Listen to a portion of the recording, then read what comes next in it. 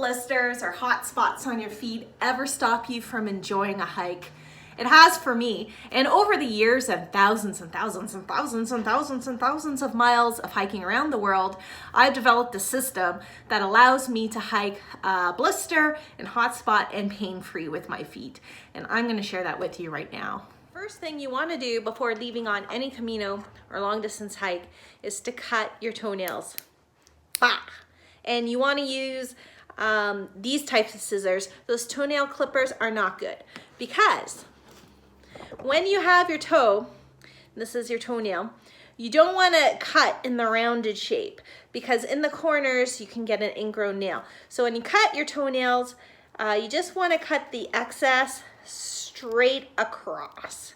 So you want straight across toes. Very important. Never. I mean never. Never, ever, ever. Never get a pedicure.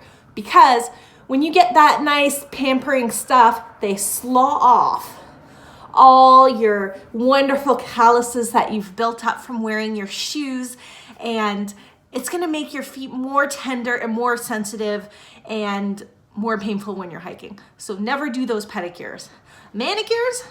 Well, I don't have a manicure, but if you want a manicure, go straight ahead. Pedicure? Never, never, never. Anti-perspirant is one of my secret weapons.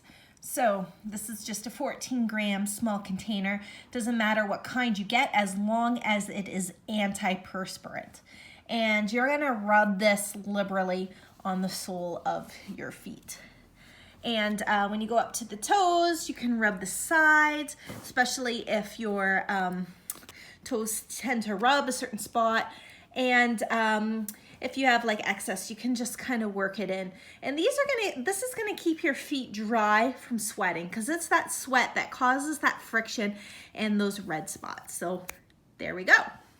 Now you may or may not have this problem called overlapping toes.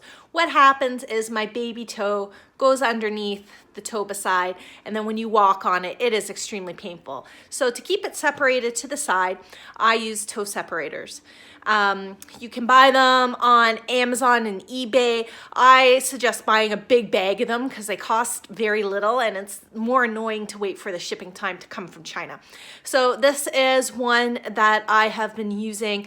I'm gonna say it's about 4 months old and it's kind of worn down, and this is what a brand new one looks like. Okay, so I have the toe protector on. It's a really, really soft silicone.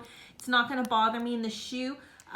Okay, so you can clearly see my toes are going to be kept separate in the shoe, and I'm gonna be a happy camper walking along without any of that overlap issue, because that overlap can be extremely painful.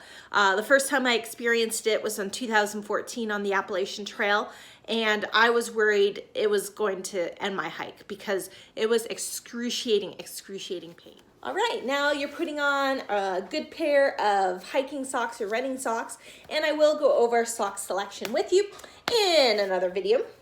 And then you want to grab a gaiter. I use Dirty Girl gaiters. There are other ones that work just as well. The purpose of the gaiter is not to keep out water because my shoes aren't waterproof, but rather to keep out stones and debris from getting in the sides of the shoe. Because once those pebbles get into your shoe, other than just being playing out annoying, they can cause damage to your sock and to your feet by causing blisters and hot spots. So see, there's a Velcro tab on the back, and I put a piece of Velcro that came with the gaiter on the back of the shoe, locks in, just pull it over, lock it in the top lace, and now we're good to go. At the end of the day, when you're done hiking, you want to make sure your feet are dry. Even if they've been wet all day in water and snow, keep them dry when you're sleeping. So have a spare pair of socks with you that are always dedicated and kept for that dry sleeping time. And as for your hiking sock, even though it's kind of probably sweaty and damp and wet, you want to try to dry it out as much as you can overnight. Hanging it up in your tent is not going to work. Some people stuff it inside their sleeping bag or their sleeping quilt to dry it out, but I find that is ineffective because it just balls up. So what I do is I put it directly against the skin. Usually I put it against my leg, but if you want, you could even put it against your shoulder, your back, whatever. So you just take your damp sock, tuck it in between your clothing, go off to sleep, and when you wake up in the morning, it's usually dry. Sock and shoe selection are also a big part of keeping blisters and painful feet at bay, and I will be going over that in an upcoming video. But until then, don't forget your antiperspirant.